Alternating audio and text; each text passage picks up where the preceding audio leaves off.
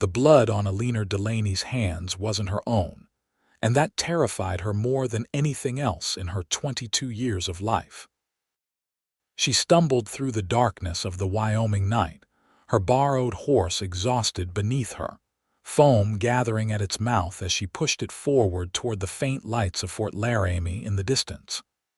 The year was 1878, and she had just witnessed something that would change her life forever.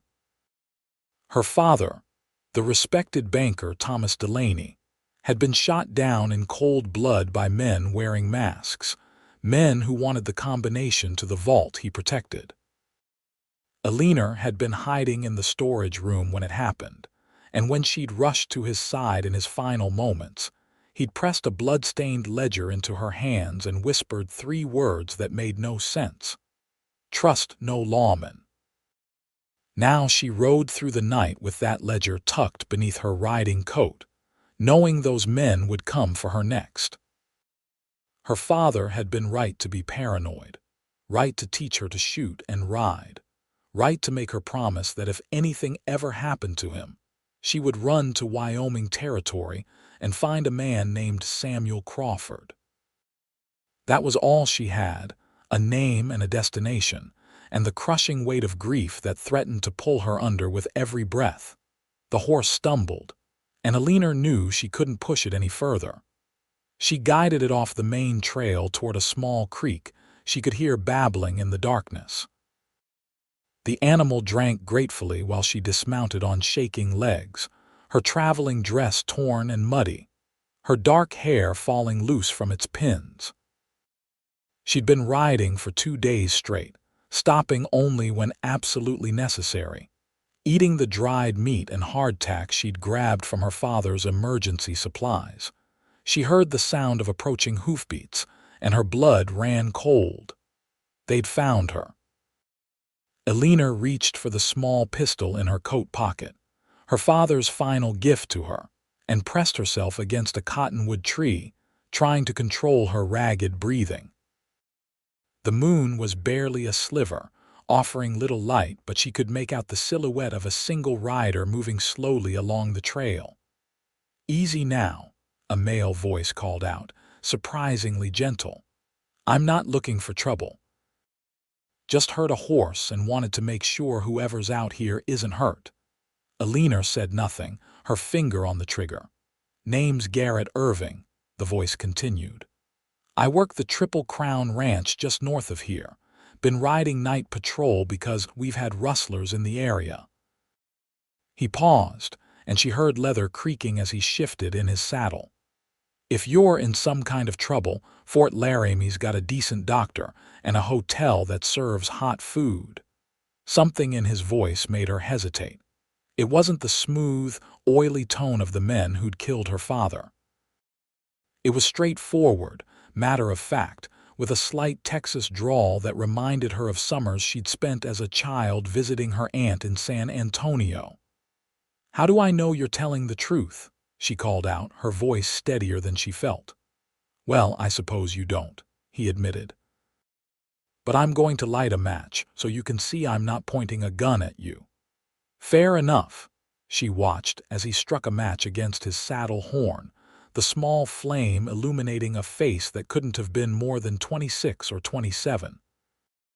He had strong features, a jaw that needed shaving and eyes that seemed honest even in the flickering light. He wore a typical cowboy's gear, dusty chaps over work-worn denim, a bandana around his neck, and a hat that had seen better days. True to his word, both his hands were visible, the reins in one and the match in the other, his gun still holstered at his hip. "I'm Eleanor," she said, not giving her last name. "And yes, I'm in trouble." The match burned out, plunging them back into darkness. "The kind of trouble that involves the law, or the kind that's running from something worse." "The second kind," she said, surprising herself with her honesty. "Then I'd say the Triple Crown is a better bet than Fort Laramie. We're off the main roads and the ranch owner, Mrs. Catherine Montgomery, she doesn't ask too many questions when someone needs help. Lost her own daughter to bad men a few years back. makes her sympathetic. Eleanor knew she should be more cautious, should question this stranger's motives, but exhaustion and grief were wearing her down.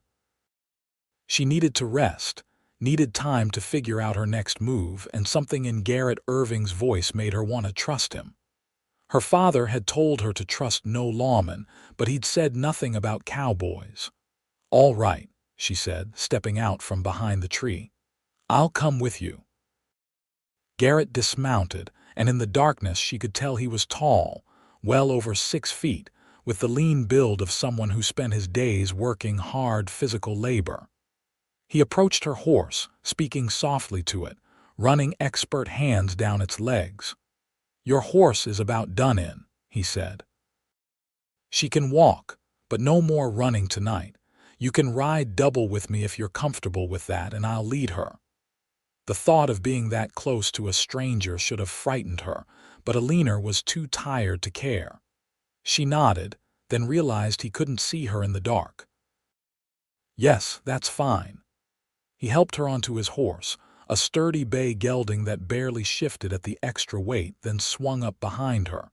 His arm came around her waist to hold the reins, and she stiffened. "Just keeping you steady," he said quietly. "It's about an hour's ride to the ranch."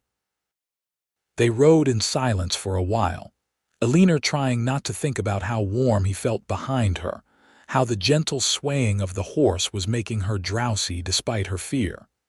She should be more alert, more careful, but her body was betraying her, exhaustion winning out. "Can I ask what you're running from?" Garrett asked eventually. "Men who killed my father," she said, the words coming out flat, emotionless. She'd cried herself dry that first night. Now there was only the hollow ache. She felt him tense behind her. "I'm sorry, that's a hell of a thing. He told me to trust no lawman, said they were in on it." She didn't know why she was telling him this, but the darkness and anonymity made it easier somehow. "Well, I'm no lawman," Garrett said. "Just a cowboy who's good with horses and better with cattle. Came up from Texas 3 years ago looking for work and found it at the Triple Crown." "Why did you leave Texas?" she asked. He was quiet for a moment. "My parents died of fever, didn't have any reason to stay after that, wanted to see what else was out there." They had that in common then, both orphans now, both alone. Eleanor felt tears prick at her eyes but refused to let them fall. She had to be strong. Her father had given her information that people were willing to kill for, and she needed to survive long enough to figure out what to do with it. The Triple Crown Ranch appeared gradually, first as distant lights, then as the shapes of buildings against the dark sky. It was larger than Eleanor had expected, with a main house, a bunkhouse, several barns and corrals that stretched out in multiple directions. Even at this late hour, she could hear cattle lowing in the distance and the sound of men's voices from the bunkhouse. Garrett guided his horse toward the main house, a solid 2-story structure with a wraparound porch and lights glowing in the downstairs windows. He dismounted first, then helped Eleanor down, his hands strong and steady at her waist. Her legs nearly buckled when her feet hit the ground and he caught her elbow. "When's the last time you ate something?" he asked. "Yesterday morning, I think," she admitted. He shook his head. "Come on. Let's get you inside and fed before you fall over." The front door opened before they reached it, and a woman in her 50s stepped out onto the porch. She had steel gray hair pulled back in a practical bun, sharp blue eyes that missed nothing, and the kind of bearing that suggested she could run a ranch and a small army with equal efficiency. "Garrett," she said, her voice carrying a note of question. "Mrs. Montgomery, this is Eleanor. She needs a place to stay, no questions asked. Men killed her father and she's running from them." Catherine Montgomery looked Eleanor up and down, taking in the torn dress, the exhaustion, the desperate edge that she must have radiated. Then she nodded, stepping back to open the door wider. "Come in, child." Garrett, see to her horse, Then get some food from the kitchen and bring it up to the blue guest room. Eleanor, you come with me." It was a testament to how tired she was that Eleanor simply followed, climbing the stairs behind Mrs. Montgomery on legs that felt like they belonged to someone else. The blue guest room was lovely, with a large bed covered in a quilt, a washstand with a pitcher and basin, and windows that overlooked the ranch yard. "There's water for washing, and I'll bring you some clean clothes," Mrs. Montgomery said. "Tomorrow we can talk about your situation. Tonight you just need to rest and eat." "Thank you," Eleanor whispered. "I don't know how to repay you." "No repayment needed. I've been where you are, afraid and alone. We women have to look out for each other in this territory." She paused at the door. "Garrett's a good man. If he brought you here, he believes you need help, and I trust his judgment. You're safe here." After she left, Eleanor used the water to wash her face and hands, watching the basin turn pink with her father's blood. She was scrubbing at a particularly stubborn stain on her wrist when Garrett knocked softly and entered carrying a tray laden with food. Cold chicken, bread, butter, cheese, and a pot of tea. "Mrs. Montgomery said you'd probably prefer tea to coffee at this hour," he said, setting the tray on the small table by the window. "Though if you want coffee, I can get it." "Tea is perfect," Eleanor said, sitting down before her legs gave out. She tore into the food with an abandon that would have horrified her mother if she'd been alive to see it, but Garrett didn't seem fazed. He simply stood by the door, hat in hand, watching her eat with something like concern in his eyes. "Will you sit?" she asked between bites. "You're making me nervous standing there." He pulled up the other chair, turning it around and straddling it, his arms resting on the back. "Better, yes." She ate some more, then paused. "Why did you help me? You don't know me, I could be anyone. You could be," he agreed. "But I don't think you are. I've met plenty of liars and bad people in my time. You're not one of them. You're scared and grieving and running from something real. That's enough for me. You're very trusting. My mama used to say I had a good sense for people. Haven't been proven wrong yet." Eleanor set down her fork and looked at him directly for the first time in good light. He was handsome in a rugged, unpolished way, with brown hair that needed cutting and eyes that were a surprising shade of green. There was kindness in his face, but also strength, the kind that came from surviving hard times and coming out decent on the other side. "My father was murdered 3 days ago," she said, needing to tell someone the whole truth. "Men came to our home in Kansas City. He was a banker and he discovered something, some kind of corruption or fraud. He kept records, and before he died, he gave them to me and told me to run. Told me to trust no lawman and to find a man named Samuel Crawford in Wyoming Territory. You know where Crawford is?" "No. I only made it as far as Fort Laramie before my horse gave out." Garrett was quiet for a moment, his green eyes thoughtful. "Samuel Crawford is the territorial judge. He's in Cheyenne right now, about 50 miles southeast of here. He's one of the few honest men in Wyoming, from what I hear. If your father told you to find him, he must have known that." Hope flared in Eleanor's chest. "Can you help me get to Cheyenne?" "I can," he said slowly. "But not tonight and probably not tomorrow. You need rest, and we need to be smart about this. If men are looking for you, they'll be watching the main roads and the stage stations. We'll need to plan this carefully." She nodded, the last of her energy draining away. "I understand." Garrett stood, settling his hat back on his head. "Get some sleep. Tomorrow we'll figure this out together." "Together," she echoed. He met her eyes, his expression serious. "You need help and I'm offering it. No strings, no expectations. Just help." After he left, Eleanor finished eating, then collapsed onto the bed, still wearing her torn dress. She was asleep before her head fully settled on the pillow. The ledger clutched against her chest like a lifeline. She woke to sunlight streaming through the windows and the smell of coffee drifting up from downstairs. For a moment, she didn't remember where she was, and then it all came rushing back. Her father, the blood, the desperate ride through the night, and the cowboy with kind eyes who'd offered to help her. Someone had left clothes folded on the chair while she slept. A simple cotton dress in deep blue, undergarments, stockings, and even a pair of worn but serviceable boots. Eleanor dressed quickly, then braided her long dark hair and pinned it up as best she could without a mirror.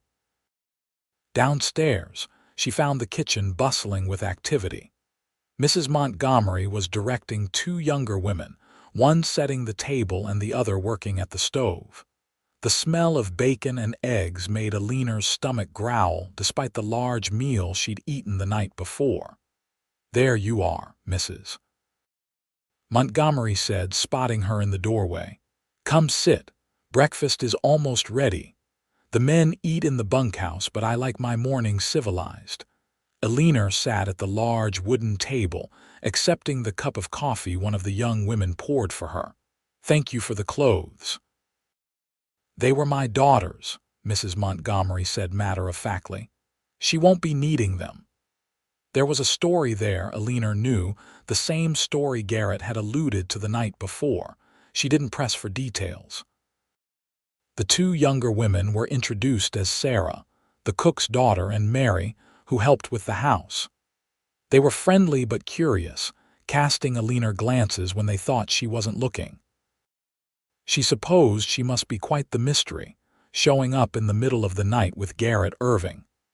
"Speaking of Garrett," Mrs. Montgomery said, as if reading her thoughts, "he's out working with the horses, but he said to tell you he'll be available after lunch to discuss your travel plans." "He told you," Eleanor asked carefully, "only that you need to get to Cheyenne and that it needs to be done carefully. I don't need to know more than that." She fixed Eleanor with a steady look. "But I will say this. If you're running from bad men, you picked the right person to help you. Garrett Irving is as solid as they come. He'll see you safe or die trying." The words should have been comforting, but they made Eleanor uneasy. She didn't want anyone else dying because of her, because of what her father had discovered. She needed to look at that ledger properly, needed to understand what was worth killing for. After breakfast, she excused herself and returned to her room, pulling out the blood-stained ledger for the first time since she'd started running. It was a standard accounting book, the kind her father had used for years, but the entries inside made her blood run cold. Her father had documented years of corruption. Judges taking bribes, lawmen on the payroll of criminal enterprises, politicians embezzling territorial funds. Names, dates, amounts, all meticulously recorded in her father's neat handwriting. And at the center of it all was one name that appeared again and again: Victor Hartley, the territorial marshal based out of Kansas City. Eleanor felt sick. Hartley had been to their house for dinner. He'd bounced her on his knee when she was a child. And all the while, he'd been a criminal, using his position to enrich himself and others while good people suffered. Her father had been right to tell her to trust no lawman. They were all compromised, all except for Samuel Crawford, the territorial judge in Cheyenne who apparently couldn't be bought. That was why she needed to reach him, needed to put this ledger in his hands so he could do something about it. She was still studying the ledger when someone knocked on her door. "Come in," she called, expecting Mrs. Montgomery. Instead, Garrett stepped inside, then stopped short when he saw what she was holding. "Is that what they are after?" "Yes," she gestured for him to come closer. "Look at this. It's years of corruption, all documented. My father must have been investigating for a long time." Garrett leaned over her shoulder, close enough that she could smell leather and soap and something uniquely him. He let out a low whistle as his eyes scanned the pages. "These are serious accusations. Some of these men are powerful, I know. That's why I have to get this to Judge Crawford. He's the only one my father trusted." "Then we'll get you there," Garrett said with a certainty that made her want to believe him. "But we need to be smart. If Marshal Hartley is involved, he'll have men watching all the obvious routes. We'll need to go cross-country and it'll take longer." "How much longer?" 4, maybe 5 days instead of 2. We'll need to pack carefully, travel light but bring enough supplies." He straightened, his expression serious. "And I'll need to ask Mrs. Montgomery for the time off." "Garrett, you don't have to do this," Eleanor said, looking up at him. "I'm grateful for your help already, but this is dangerous. These are dangerous men." He pulled the other chair over and sat down, his green eyes intense.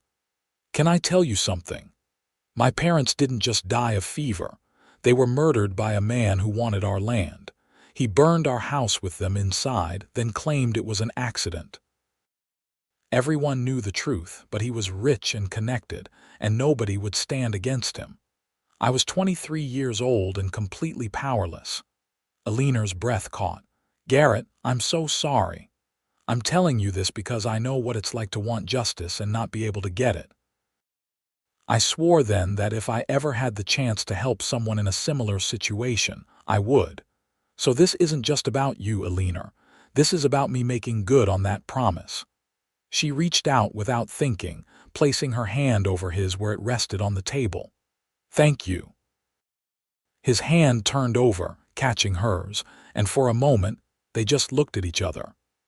Eleanor felt something shift in her chest, something warm and terrifying all at once. She barely knew this man, but she trusted him in a way she hadn't trusted anyone since her father died. "We should leave tomorrow morning," Garrett said, his thumb brushing across her knuckles in a gesture that might have been unconscious. "That gives me today to prepare and explain things to Mrs. Montgomery. You should rest more and eat well. It's going to be a hard ride." They spent the afternoon preparing. Garrett gathered supplies while Eleanor helped Mrs. Montgomery in the kitchen, learning which foods traveled well and how to pack them efficiently. The older woman worked in silence for a while, then spoke without looking up from the bacon she was wrapping. "He's a good man, that one," she said. "Lost his parents young, came out here with nothing but the clothes on his back and a good horse. Worked his way up from stable hand to ranch hand to one of my best men. Never complains, never shirks, and he's got a way with animals that's almost magical." "He told me about his parents," Eleanor said quietly. Mrs. Montgomery nodded. "Then he trusts you. He doesn't talk about that with just anyone." She finally looked up, her blue eyes sharp. "I'm not a romantic woman, Eleanor.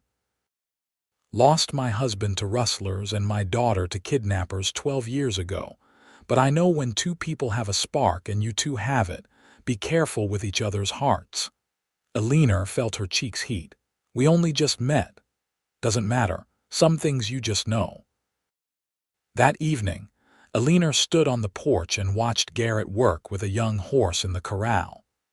He moved with easy confidence, his voice low and soothing as he worked the animal in circles around him. The horse was skittish, but Garrett never lost patience, never raised his voice, just kept working until the animal began to trust him. She found herself wondering what it would be like to be the focus of that patience, that steady dedication. Then she pushed the thought away. She was running for her life with evidence of massive corruption. This was no time to be thinking about a cowboy's gentle hands or kind eyes. But that night, as she tried to sleep, her mind kept drifting back to the way he'd held her hand, the warmth in his voice when he talked about helping her, the protective way he'd positioned himself between her and potential danger. She barely knew him, but he'd already become important to her in a way that both thrilled and terrified her. They left before dawn, riding out while the world was still dark and quiet. Garrett had packed them expertly: bedrolls, food, water, ammunition for his rifle and her pistol, and medical supplies. They had 2 horses now, Eleanor's having recovered enough to travel, which meant they could switch off if one got tired. "We'll ride northeast first," Garrett explained as they left the ranch behind. "Makes it look like we're heading toward Deadwood if anyone's tracking us. Then we'll cut south toward Cheyenne." Eleanor nodded, trying not to think about the fact that she was riding off into the wilderness with a man she'd known for less than 2 days.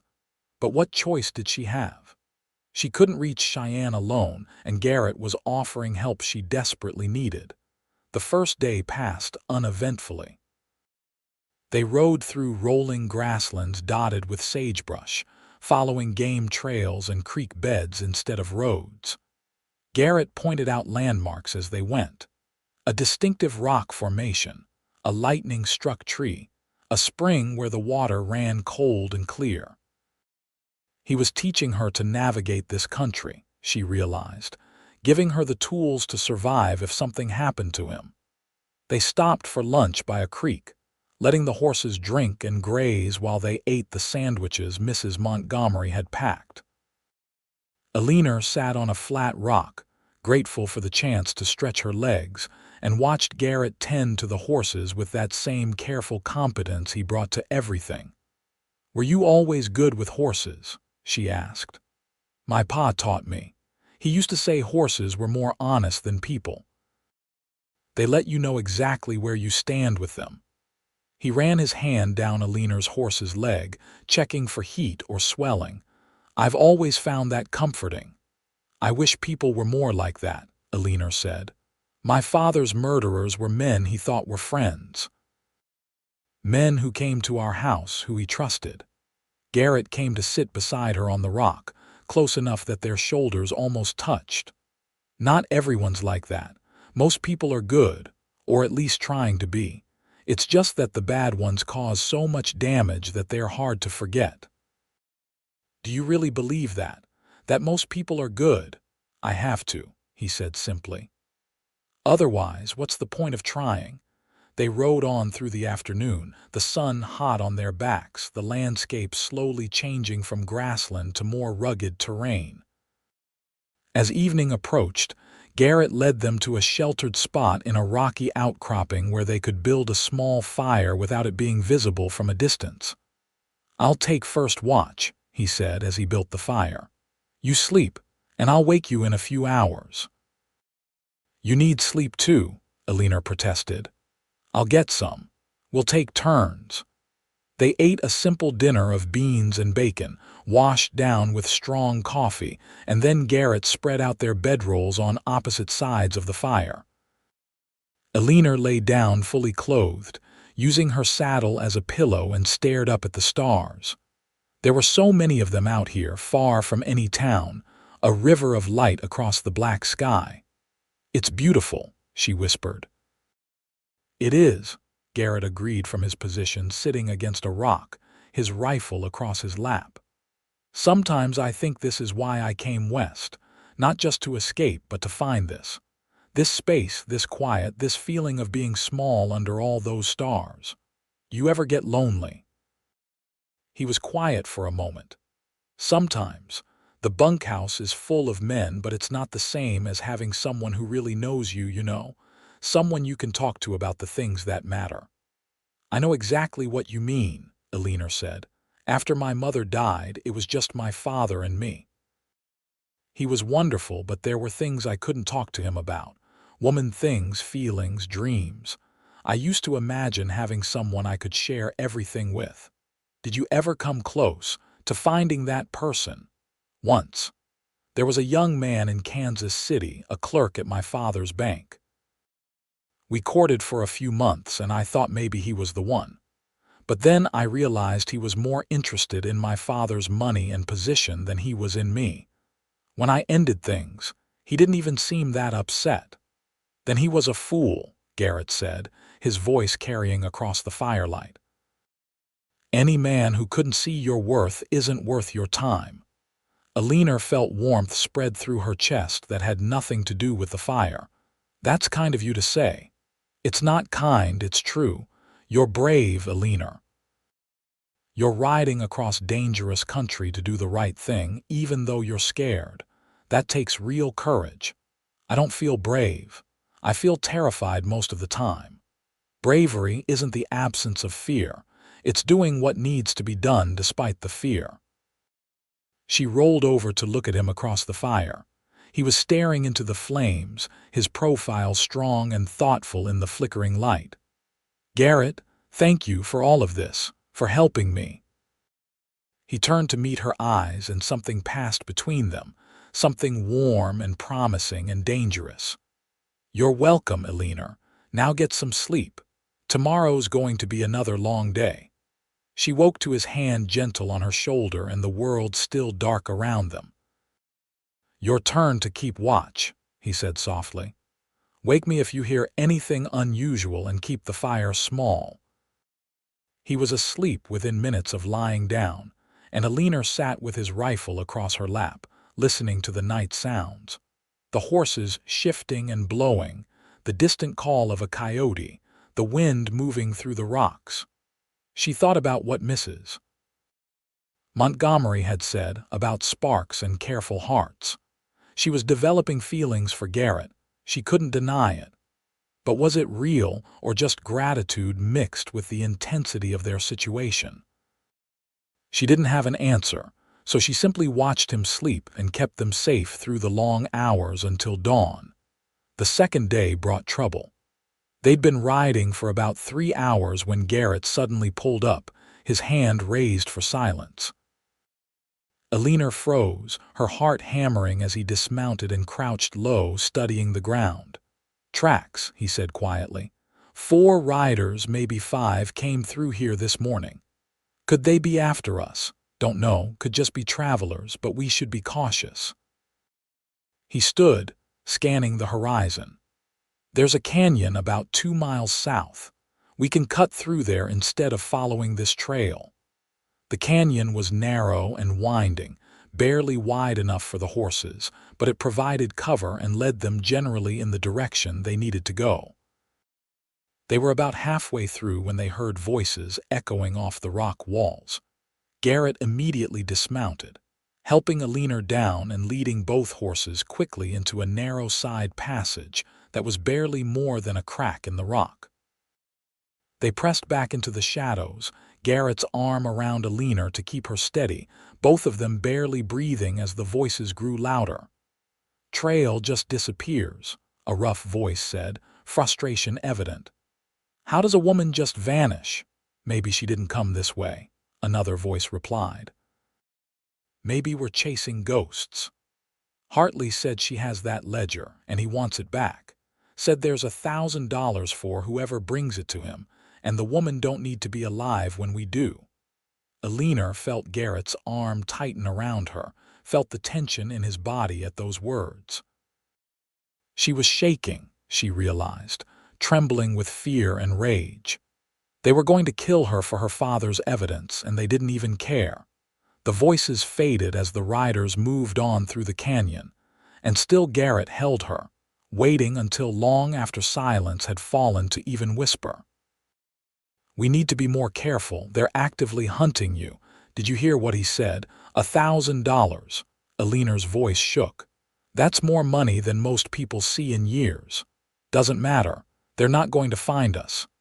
He pulled back to look at her, his green eyes intense. "I promise you, Eleanor, I will get you to Cheyenne safely. Those men aren't going to touch you." She believed him. That was the terrifying part. She barely knew this man, but she believed him absolutely when he said he'd keep her safe. They changed their route after that, staying off trails entirely and picking their way through rougher terrain. It made for slower going, but Garrett said it was worth it to avoid another encounter with Hartley's men. They camped that night in a small grove of cottonwoods, the horses picketed nearby, and ate a cold dinner since Garrett deemed it too risky to build a fire. "Tell me about Texas," Eleanor said as they sat in the growing darkness, needing something to think about besides men hunting her. "What was it like growing up there?" Garrett leaned back against a tree, his long legs stretched out in front of him. "Hot," he said with a slight smile. "Everything in Texas is hot and big and spread out. My pa had a small ranch, nothing like the Triple Crown, but it was ours. I learned to ride before I could walk properly, learned to rope and brand and all the things a rancher's son needs to know.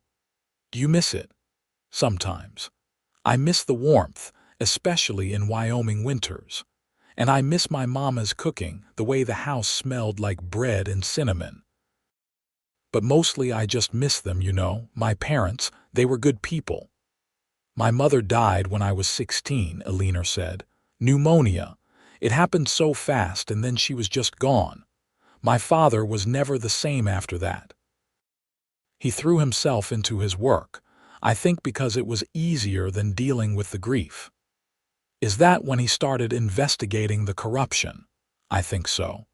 He started spending long hours at the bank, staying late, bringing work home. I thought he was just coping with loss, but now I wonder if he was building that case all along." They sat in comfortable silence for a while, and Eleanor found herself studying Garrett's profile in the starlight. He had a good face, she thought, strong and honest. The kind of face you could trust, could build a life with. The thought startled her. Where had that come from? She barely knew him, and yet some part of her was already imagining a future, already seeing possibilities that went beyond just reaching Cheyenne. "Garrett," she said impulsively, "what do you want out of life? If you could have anything," he considered the question seriously.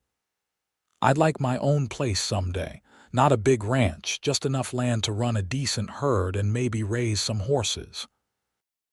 I'd like a wife who could talk to me about real things, not just polite conversation. I'd like children who grow up knowing they're loved and safe." He paused. "I'd like to matter to someone, you know, to be the person they think of first when something good happens or when something bad happens. To be someone's person." Eleanor's throat felt tight. "That's a good dream. What about you? What do you want?" "I used to think I wanted security. A comfortable house, a respectable husband, a quiet life. But now I'm not sure. After everything that's happened, I think I want something more. I want to matter, like you said. I want to do something meaningful with my life, not just exist in someone's shadow. And I want love, real love, the kind that's worth risking everything for." "Love is worth the risk," Garrett said quietly. "My parents showed me that. They had 25 years together, and every day they chose each other. When my mama died, my pa said he'd do it all again, even knowing how it ended, because loving her was the best thing he'd ever done." "That's beautiful," Eleanor whispered. "It's also terrifying," Garrett admitted. "Loving someone that much means they can hurt you that much. But I think it's still worth it." They fell silent again, but it felt different now, charged with possibility and unspoken feelings. Eleanor knew she should be more careful, should protect her heart better, but she was falling for this cowboy despite every logical reason not to. The third day dawned clear and hot, and they were back in the saddle before the sun fully cleared the horizon. The landscape was changing again, becoming more broken and wild, with red rock formations rising up like ancient castles. Garrett led them through this maze with confidence, following some internal compass that Eleanor couldn't fathom. They stopped at midday to rest the horses and themselves, and Eleanor took the opportunity to wash her face and neck with water from her canteen. She was dusty and sore, her borrowed dress showing the wear of hard travel, but she felt strangely alive. This was nothing like her careful, controlled life in Kansas City. This was raw and real and dangerous. "You're doing well," Garrett said, coming to sit beside her on a fallen log. "Some people can't handle this kind of travel, but you're tougher than you look." "I don't feel tough. I feel like I'm barely holding it together." "That's what tough means, holding it together when everything wants to fall apart." He handed her a piece of dried beef and some hardtack, their fingers brushing in the exchange. Eleanor felt that now familiar spark at the contact, the awareness that seemed to arc between them every time they touched. "Can I ask you something personal?" she said after a moment. "Sure." "Have you ever been in love?" Garrett was quiet, chewing thoughtfully. "Once. Or I thought it was love. There was a girl back in Texas, a neighbor's daughter. We'd known each other our whole lives, and I thought we'd get married someday. But after my parents died and I told her I was leaving, she said she couldn't come with me. Said Texas was her home and she wouldn't leave it." He shrugged. "I was hurt at the time, but looking back, I don't think it was really love. If it had been, one of us would have been willing to compromise." "What do you think real love looks like?" Eleanor asked, genuinely curious. He turned to look at her, his green eyes serious. "I think real love is when someone sees all of you, the good and the bad, and chooses you anyway. I think it's partnership, facing life together instead of alone. I think it's being willing to ride across dangerous country with someone because keeping them safe matters more than your own comfort." Eleanor's breath caught. Was he saying what she thought he was saying? "Garrett, I know it's too soon," he interrupted gently. "We've only known each other a few days, but I need you to know that this isn't just about keeping a promise or doing the right thing anymore. Somewhere along the way it became about you. About wanting to see you smile, wanting to keep you safe, wanting to know everything about you. I'm falling for you, Eleanor, and I needed to say it, even if it's foolish." Her heart was racing, her palms damp. She should tell him it was too soon, that they barely knew each other, that she wasn't ready for this. Instead, she heard herself say, "I'm falling for you too. I've been trying not to, trying to be sensible, but I can't help it." Garrett reached for her hand, threading their fingers together. "Maybe sensible is overrated." "Maybe," she agreed, and then she leaned in and kissed him. It was brief, tentative, both of them testing this new territory between them. But when they pulled back, Eleanor saw her own feelings reflected in Garrett's eyes. Hope, fear, and the beginning of something that could become everything. "We should keep moving," he said, his voice rough. "We can talk more tonight, but right now we need to put more distance between us and whoever's hunting you." They rode through the afternoon in a new kind of silence, one charged with the knowledge of how they felt. Eleanor kept stealing glances at Garrett, and often as not found him looking back at her, a small smile playing at the corners of his mouth. That night, they camped in a protected hollow where Garrett deemed it safe enough for a small fire. After they'd eaten and cleaned up, he spread out their bedrolls closer together than usual, and Eleanor didn't object when he sat down beside her, his shoulder touching hers. "Tell me more about what you want from life," he said, picking up their earlier conversation. "You said you wanted to do something meaningful." "I've been thinking about that," Eleanor said. "My father spent years documenting corruption, but he kept it secret, kept it safe. Maybe what I need to do is be louder about it. If we get this ledger to Judge Crawford and these men are brought to justice, maybe I could write about it. Tell the story so people know what their officials are really doing." "That's dangerous," Garrett said, though there was admiration in his voice. "So is hiding. So is staying silent. If I'm going to have a target on my back anyway, I might as well use my voice. You're an incredible woman, Eleanor Delaney. And you're an incredible man, Garrett Irving." She leaned her head against his shoulder, feeling him relax into the contact. "I never thought I'd meet someone like you. Someone like me. Someone good. Someone who sees what needs to be done and does it without expecting anything in return. Someone who makes me want to be braver than I am." His arm came around her shoulders, holding her close. "You make me want to be better too. Want to be the kind of man who deserves someone like you." They sat like that for a long time, the fire burning low, the stars wheeling overhead. Eventually, Garrett stirred. "You should get some sleep. Tomorrow's going to be our hardest day. We'll be getting close to Cheyenne, and that's when we're most likely to run into trouble. Eleanor nodded but didn't move immediately. Garrett, whatever happens tomorrow, I want you to know that meeting you has been the one good thing to come out of this nightmare. He pressed a kiss to the top of her head, tender and sweet. Meeting you has been the best thing to happen to me in 3 years. Now sleep. I'll keep watch. The fourth day started badly. They'd been riding for less than an hour when Eleanor's horse threw a shoe. Garrett examined the hoof and shook his head. She can't travel like this, not over this terrain. We'll have to double up again. They were transferring supplies to Garrett's horse when they heard it, the sound of multiple riders approaching fast. Garrett's head snapped up, his expression going hard and focused in a way Eleanor had never seen before. Get behind that rock formation, he ordered, drawing his rifle. Now. What about you? I'll be fine. Go.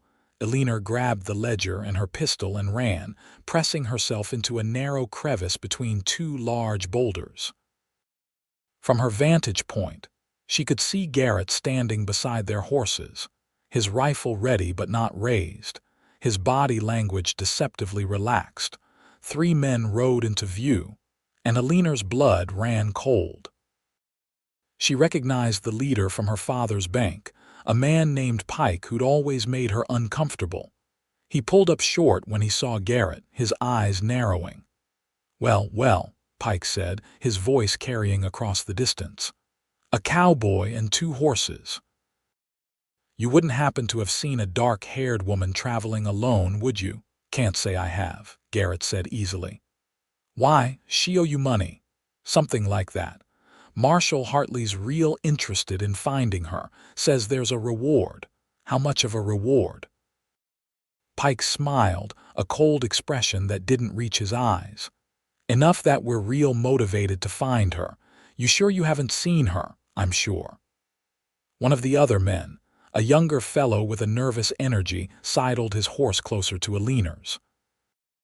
This horse is carrying a lady's saddle, he said, and it's thrown a shoe. Looks like it happened recent. Pike's smile widened. Now that's interesting. You want to explain that, Cowboy? Garrett's stance didn't change, but Eleanor could see the tension in his shoulders. Found the horse wandering yesterday. Figured I'd return it if I found the owner. No law against that. There is if you're hiding a wanted fugitive, Pike said, and then faster than Eleanor could track, he drew his pistol. Garrett was faster. His rifle came up, and the shot echoed across the rocks, catching Pike in the shoulder and spinning him out of his saddle. The other 2 men drew their weapons, but Garrett was already moving, using his horse as cover and firing again. Eleanor didn't think, didn't pause to consider. She stepped out from behind the rocks, her father's pistol in both hands, and fired at the nervous young man who was aiming at Garrett's back. Her shot went wide, but it was enough to make him flinch, his own shot missing Garrett by inches. The 3rd man wheeled his horse toward her, and suddenly Garrett was there, placing himself between Eleanor and danger, his rifle speaking again. The man fell from his saddle, clutching his leg, and Pike, despite his wounded shoulder, was trying to bring his gun to bear. Stop! Garrett shouted, his rifle trained on Pike's chest. Next one goes through your heart. Tell your friends to drop their weapons. Pike glared at him, but there was calculation in his eyes. He was weighing his odds and apparently didn't like them. You're making a mistake, Cowboy. Hartley will hunt you down for this. Maybe, but you'll be dead so you won't get to see it. Weapons on the ground. Now. Slowly, Pike dropped his pistol. The nervous young man followed suit, but the 3rd man, the one Garrett had shot in the leg, surprised everyone by lurching to his feet and charging at Garrett with a knife. Garrett swung the rifle like a club, connecting with the man's jaw and dropping him instantly. Then he quickly gathered the dropped weapons, checking each man for additional guns or knives, working with swift efficiency. Eleanor, get rope from my saddlebag, he said without looking at her. She did, and together they tied the three men securely. Pike glared at them throughout, his shoulder bleeding but not life-threatening. "You're dead," he snarled at Garrett. "You and your woman both." "Maybe," Garrett said calmly, finishing the knot, "but today's not that day." He caught the reins of the three men's horses, then helped Eleanor onto his own horse before swinging up behind her. "We're leaving your horses tied about a mile down the trail," he told Pike. "If your friends come looking for you, they'll find you eventually. If not, well, you'd better hope someone else comes along." They rode hard after that, pushing Garrett's horse as much as they dared, the three captured horses trailing behind on lead ropes. Eleanor was shaking, the reality of what had just happened crashing over her. "You could have been killed," she said, her voice breaking, "but I wasn't." His arms tightened around her waist. "You did good back there, Eleanor. That shot saved my life, even if it missed. It gave me the warning I needed. I've never shot at a person before. I know. That took real courage." They rode for another hour before Garrett deemed it safe enough to stop. They were in a narrow canyon with a spring, and he quickly tended to his horse while Eleanor paced, her hands still shaking with residual adrenaline. "We should reach Cheyenne tomorrow," Garrett said as he worked. "But we need to be careful. Pike said Hartley's men are looking for you, and after today, they'll be looking for both of us." Eleanor nodded, trying to process everything. "Garrett, I'm so sorry. I never meant to drag you into violence." He finished with the horse and came to her, taking her hands in his. "I made the choice to help you. What happened today was a consequence of that choice, and I'd make it again. You're worth it, Eleanor. Worth getting shot at." "Worth anything," he said simply. And then he pulled her into his arms, holding her close as she finally let herself shake. Let herself feel the fear she'd been holding back. They made camp at the spring, and Garrett was even more watchful than usual, insisting that they not light a fire and that they take turns keeping watch through the entire night. Eleanor couldn't sleep when it was her turn to rest, too keyed up from the day's events, too aware that they'd hurt men today, that there might be consequences for that. "Stop thinking so hard," Garrett murmured from where he sat watching the canyon entrance. "I can hear you worrying from over here." Eleanor gave up on sleep and went to sit beside him. "How do you do this? How do you stay so calm?" "I'm not calm. I'm terrified. But panic doesn't help anyone, so I push it down and deal with what needs to be dealt with." She studied his face in the starlight, seeing the tension there despite his controlled exterior. "Thank you for protecting me today, for putting yourself between me and danger." "Always," he said, and the word carried the weight of a promise. "Eleanor, I need you to know something. If anything happens to me tomorrow, if we run into more trouble and I don't make it, you have to promise me you'll keep going. Get that ledger to Judge Crawford no matter what. Don't talk like that, promise me." His green eyes were intense, urgent. "This is bigger than either of us. That evidence can change things, can bring justice for your father and who knows how many other victims. Promise me you'll finish this." "I promise," Eleanor whispered, even as her heart broke at the thought of losing him. "But you have to promise me something too.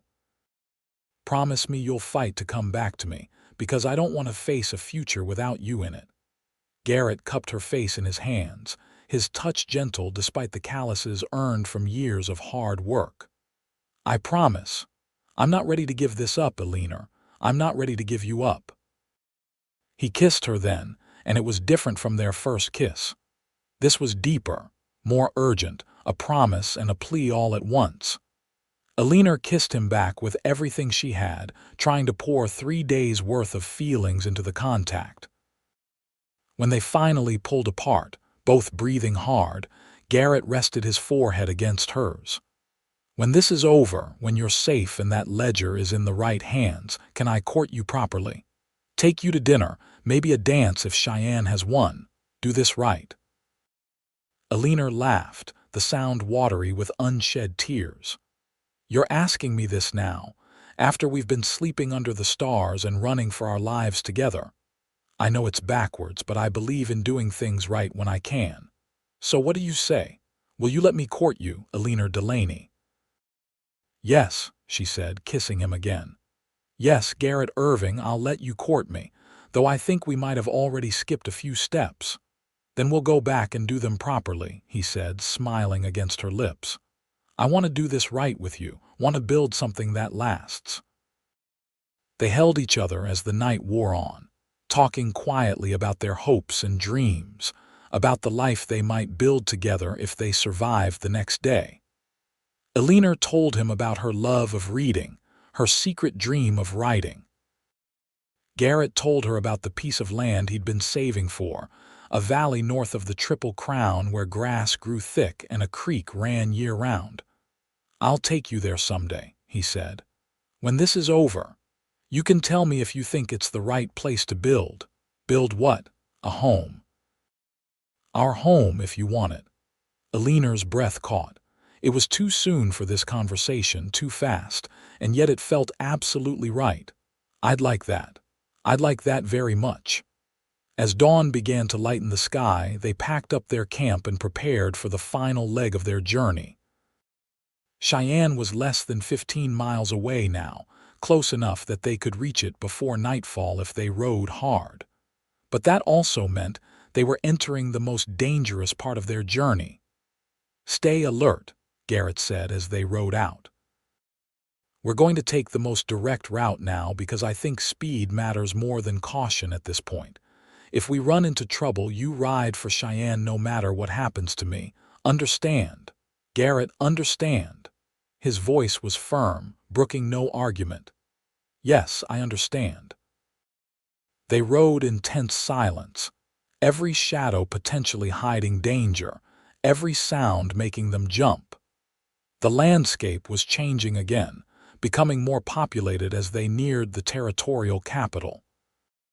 They passed a few isolated homesteads, saw cattle grazing in the distance, crossed paths with a mail wagon whose driver tipped his hat without slowing.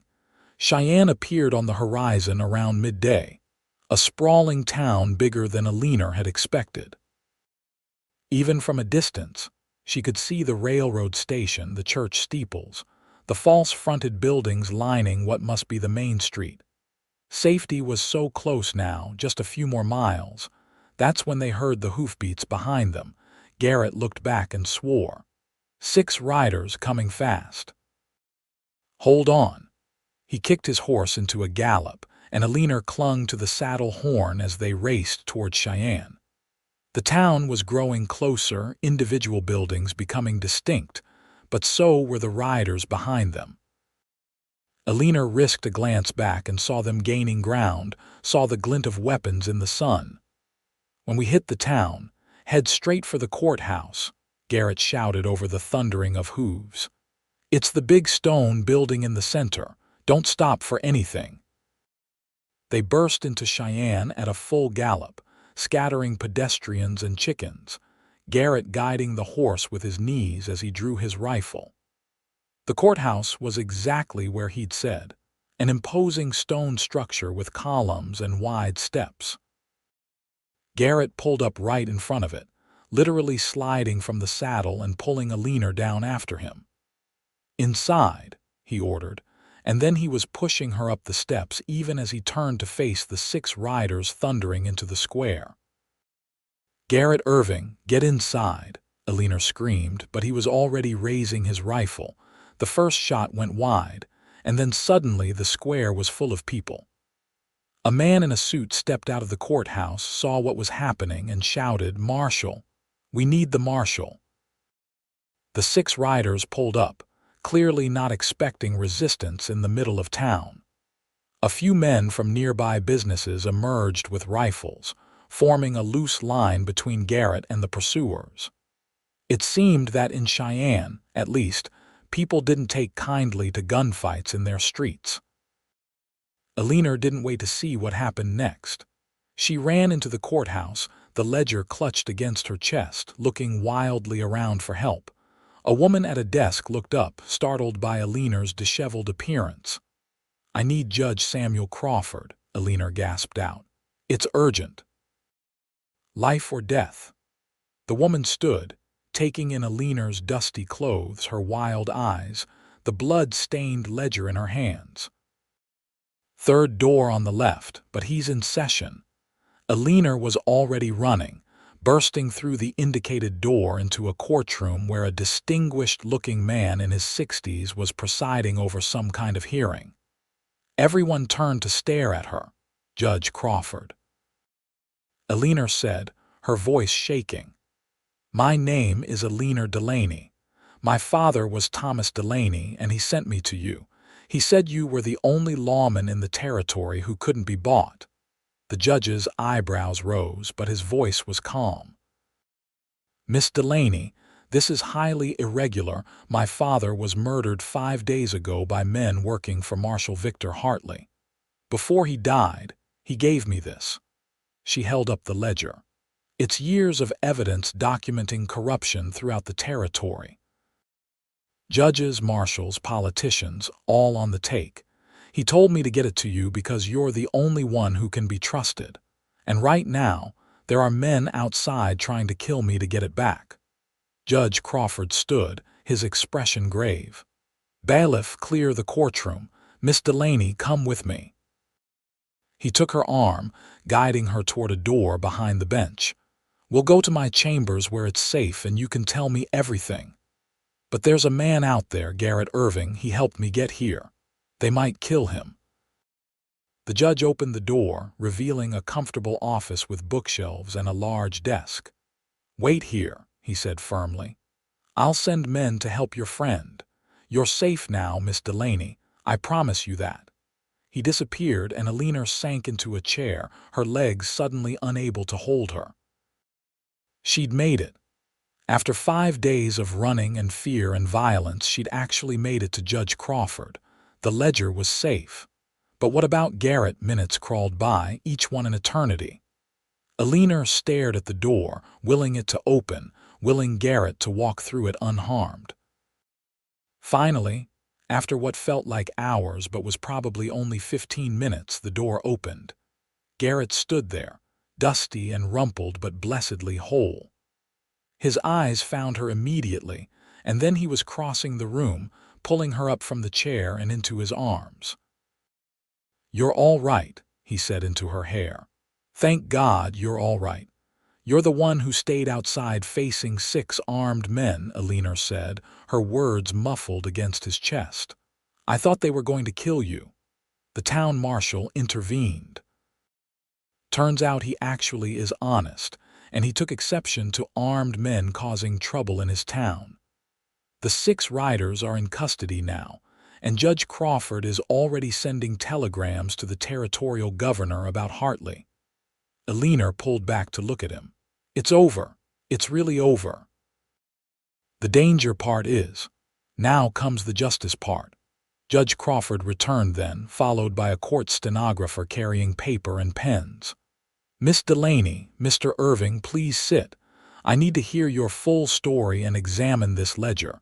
This may take several hours." It took 4 hours, in fact.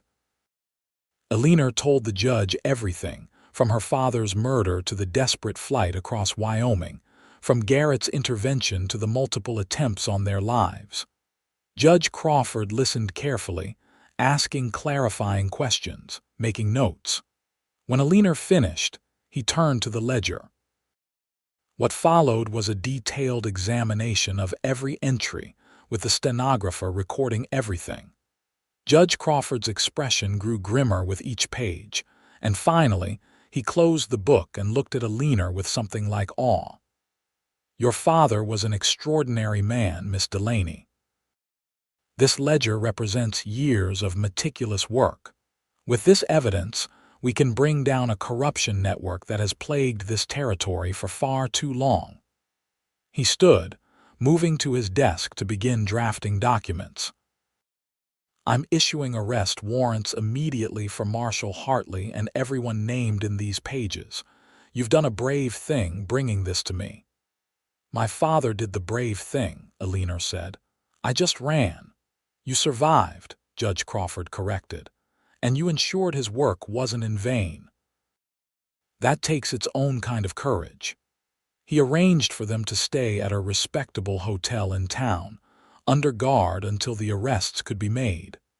Eleanor and Garrett walked to the hotel together, neither speaking, both processing everything that had happened. In the hotel room, Judge Crawford had insisted Eleanor have her own space while arrangements were made. Eleanor finally broke down, the tears she'd been holding back for days pouring out. Garrett held her through it all, his strong arms around her, his voice murmuring comfort. "It's all right," he kept saying. "You're safe now. It's all right to let it out." When the storm of grief finally passed, Eleanor pulled back, wiping at her face with the handkerchief Garrett offered. "I'm sorry. I've been trying to be strong. You've been incredibly strong. But even strong people break sometimes.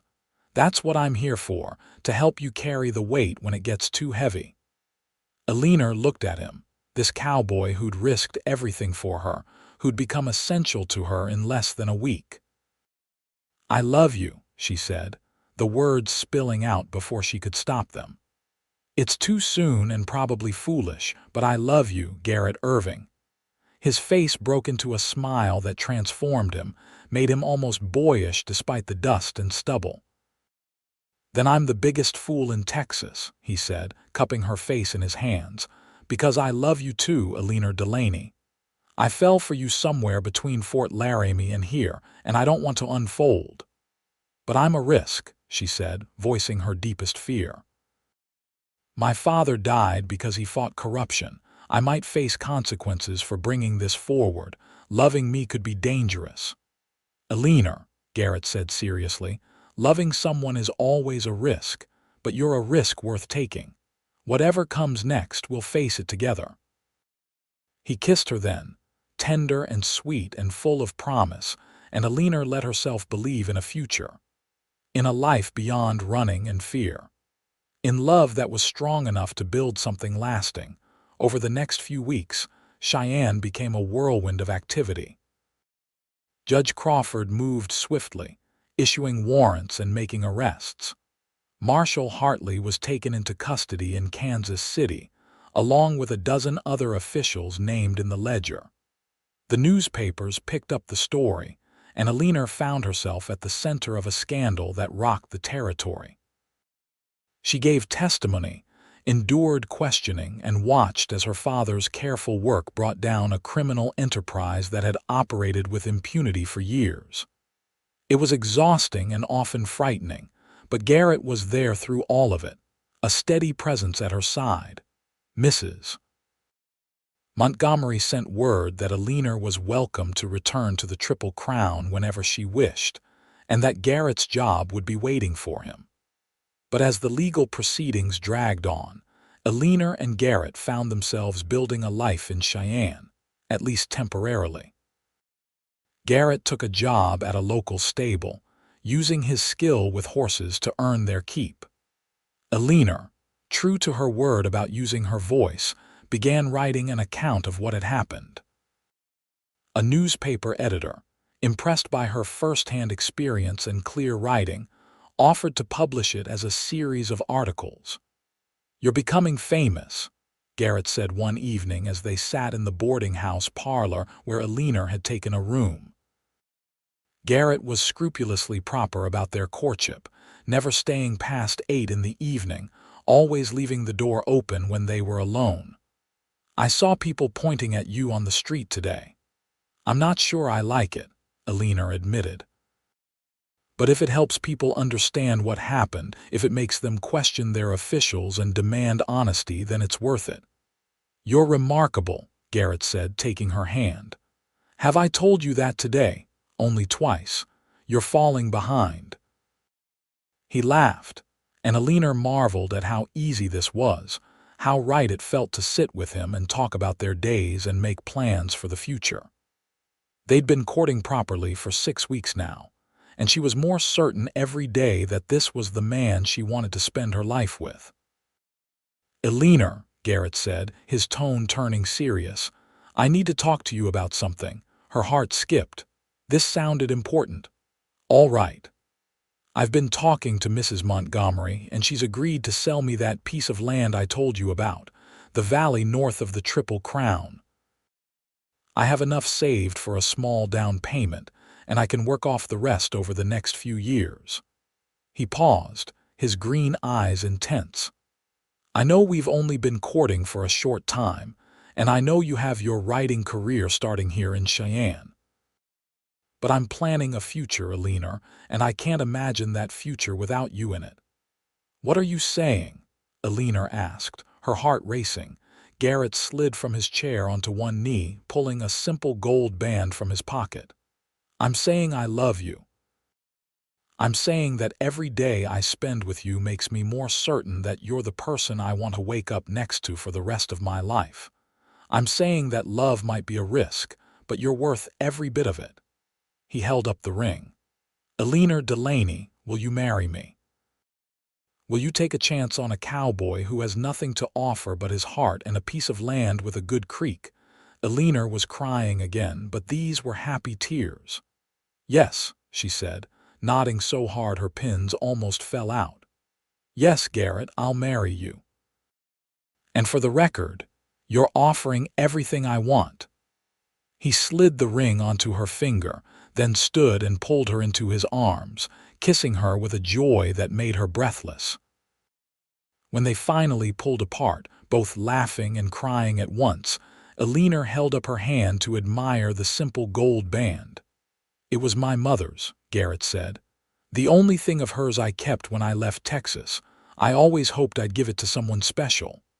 "It's perfect," Eleanor said. "You're perfect. I'm not, but I promise I'll spend every day trying to be worthy of you." They were married 6 weeks later in a simple ceremony at the Cheyenne church, with Judge Crawford walking Eleanor down the aisle and Mrs. Montgomery standing as Garrett's witness. The trial of Marshall Hartley and the other corrupt officials was still ongoing, but Eleanor refused to let the shadow of those events darken her wedding day. She wore a simple blue dress, the color of Wyoming sky, and carried wildflowers Garrett had picked that morning. He wore his best suit, which wasn't saying much, but he'd gotten a haircut and shaved, and Eleanor thought he'd never looked more handsome. "I love you," she whispered as they stood before the preacher. "I love you too," he whispered back. "Always." The ceremony was brief, the preacher pronouncing them man and wife, and then Garrett was kissing her while the small gathering of friends applauded. Mrs. Montgomery was crying openly, and even Judge Crawford looked misty-eyed. They spent their wedding night at the hotel, Garrett carrying Eleanor over the threshold of their room amid much laughter and nearly dropping her. Finally alone, finally married, they came together with a tenderness and passion that felt inevitable, like they'd been moving toward this moment since that first night when he'd found her by the creek. Afterward, lying tangled together in the sheets, Eleanor traced patterns on Garrett's chest and marveled at how her life had changed. 2 months ago, she'd been a banker's daughter living a quiet, predictable life. Now she was a widow's daughter, a writer and a cowboy's wife, with a future that was uncertain but full of possibility. "Happy?" Garrett asked, his voice drowsy and content. "Incredibly," Eleanor said. "You, more than I knew I could be." He pressed a kiss to her forehead. "Thank you for taking a chance on me, Eleanor Irving." She smiled at the sound of her new name. "Thank you for being worth the risk." They left Cheyenne 2 weeks later after Eleanor finished her article series, and the editor promised to forward any payments to Fort Laramie. The trial was still ongoing, but Eleanor had given all the testimony required of her, and Judge Crawford assured them they could go with his blessing. Mrs. Montgomery greeted them at the Triple Crown like returning heroes, hosting a celebration dinner with all the ranch hands.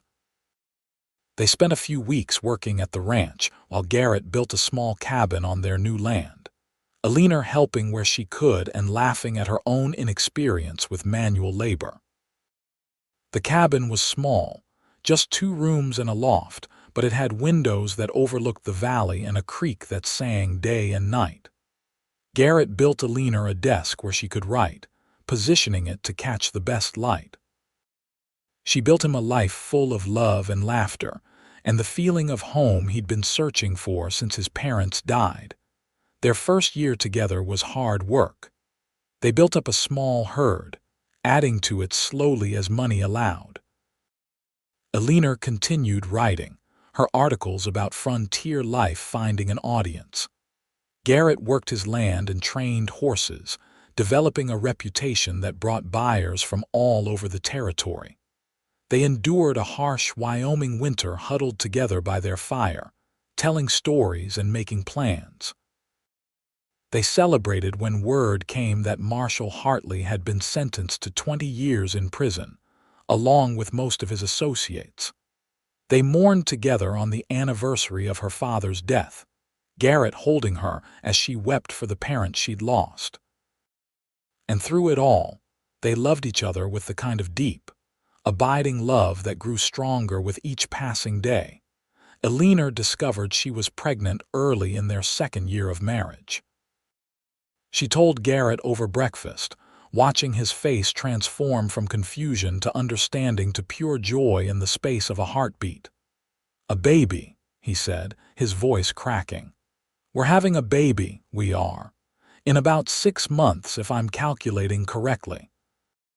He swept her up in his arms, spinning her around the small cabin while she laughed and told him to be careful. "I'm going to be a father," he said wonderingly. "Eleanor, I'm going to be a father." "You're going to be a wonderful father," she corrected. "Patient and kind and strong. Everything a child could want." Their son was born on a snowy December day, with Mrs. Montgomery attending as midwife and Garrett pacing outside until Eleanor insisted he come in and meet his child. They named him Thomas after Eleanor's father, and Garrett cried as he held the tiny bundle, promising to raise him with honor and love. 3 years later, a daughter joined them, red-faced and loud and perfect. They named her Catherine after Mrs. Montgomery, who wept when she heard. And 2 years after that, another son, who they named Samuel after the judge who'd helped bring justice. Life wasn't always easy. There were hard winters and dry summers, sick cattle and broken fences, the endless work of building a life from scratch. But there was also laughter and love, children playing in the creek, Eleanor writing at her desk while Garrett worked horses in the corral, evenings spent on their porch watching the sun set over their valley. On their 10th anniversary, Garrett gave Eleanor a leather-bound journal filled with blank pages.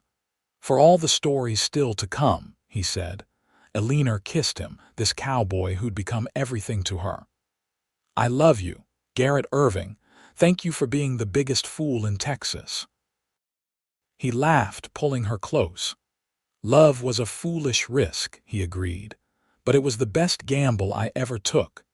As the years passed, their ranch grew and prospered. Their children grew tall and strong, learning to ride and rope and work the land. Eleanor's writing brought them additional income and a measure of fame, though she always said her greatest achievement was the family she'd built with Garrett. They grew old together, their love deepening into something rich and unshakable. When Thomas was 18, Garrett signed over a portion of the land to him, helping him build his own cabin and start his own herd. Catherine showed no interest in ranching but a passionate love for medicine, and they sent her to school in Denver to become a nurse. Samuel, their youngest, had his father's way with horses and his mother's gift for words, a combination that made him a natural storyteller. On warm summer evenings, Eleanor and Garrett would sit on their porch, their hands clasped together, and watch the sun set over the valley they'd built their life in. They would talk about their day, their children, their dreams for the future, the same easy conversation they'd been having for decades. "You ever regret it?"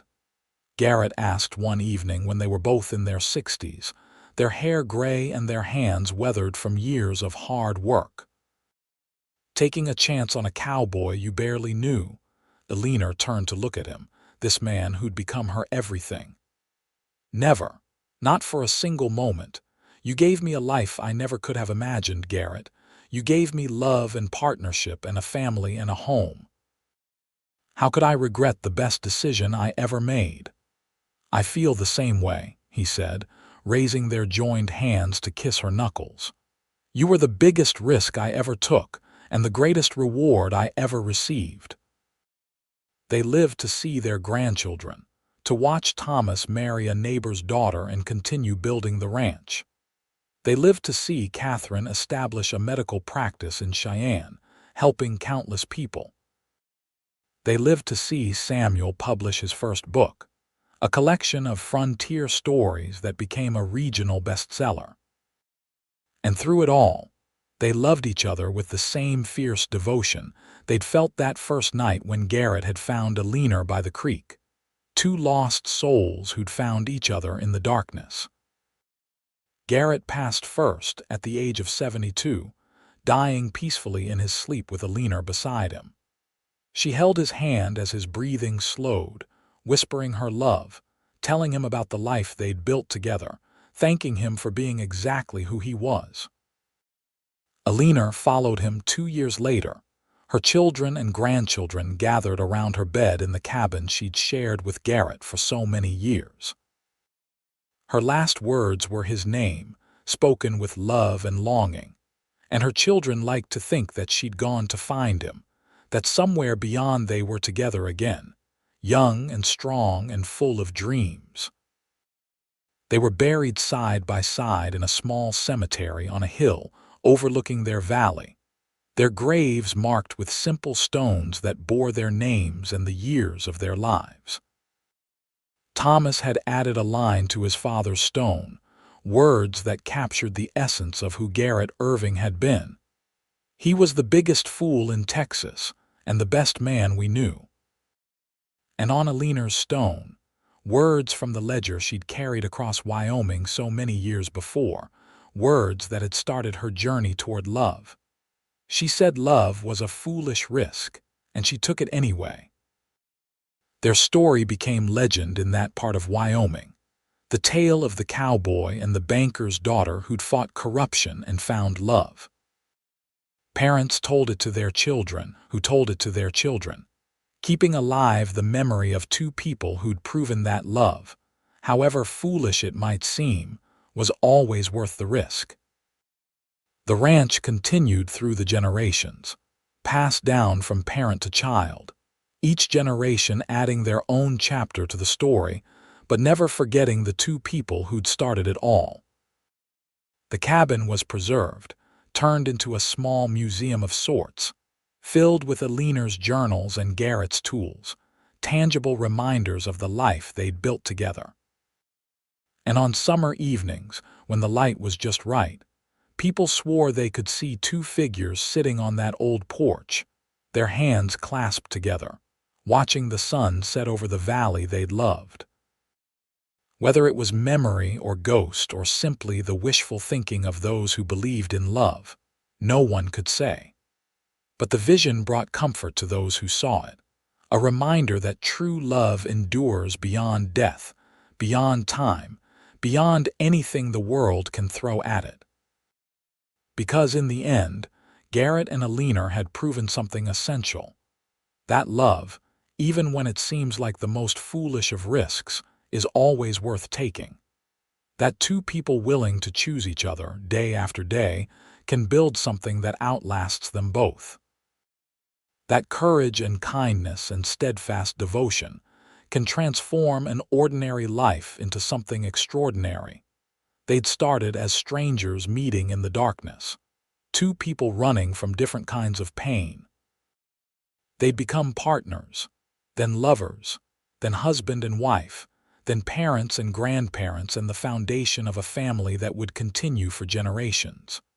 And through it all, they'd loved each other with the kind of pure, true love that stories are written about.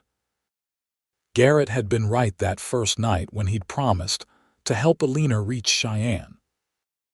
But what neither of them had known then was that they were also helping each other reach something far more important, a love that would define both their lives, a partnership that would become the stuff of legend, a home built not of wood and stone but of shared moments and whispered promises and hands held tight through every storm. They'd taken a foolish risk on each other, two people who barely knew each other choosing to trust and hope and believe in the possibility of something more. And that risk had paid off in ways neither could have imagined, transforming both their lives and leaving a legacy that would endure long after they were gone. In the end, that was what their story really meant. That love, however foolish it might seem, however risky it might be, is always the right choice, always worth fighting for, always worth the leap of faith it requires. Garrett Irving had been the biggest fool in Texas. But he'd also been the luckiest man alive, because he'd taken a chance on Eleanor Delaney, and she'd taken a chance on him. And together, they'd built a love story for the ages.